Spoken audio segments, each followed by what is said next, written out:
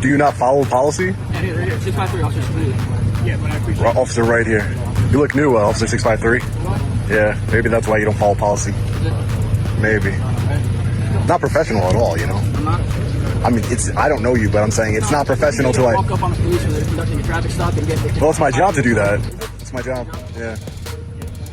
You get arrested for obstruction, right? If you're So do it. too close to us while So do we're it. conducting the So do it. Okay. So do it. So do it. Okay. That's what I thought.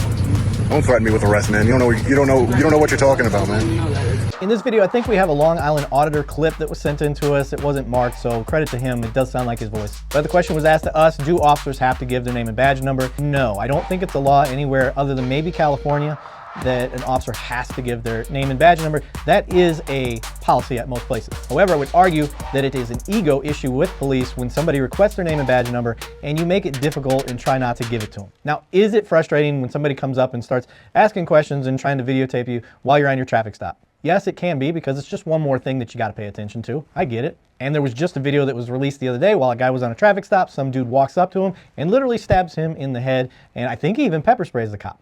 Now, is that a rare circumstance? Yes, but it exists and it is possible. So when cops make the argument that it's kind of a safety issue, that they got to watch for other things, they're not lying. It's not the first time something like that's ever happened, but it is part of the job. It's just something you got to learn to deal with. To Long Island auditors' point in this one, yeah, you got frustrated because somebody came up and asked you your name and badge number. I understand why you got frustrated, but don't take it out on him.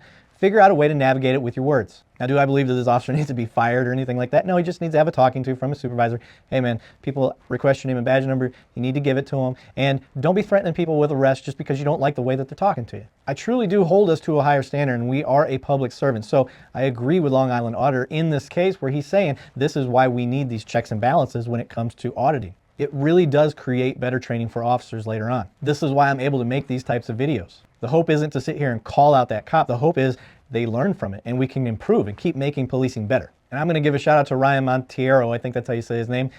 He challenged me to think of things from other angles. And one of the other angles that I have thought of in this video is the fact that this officer may have just gotten off, a really bad call and his headspace really isn't there. Is that the public's fault? No.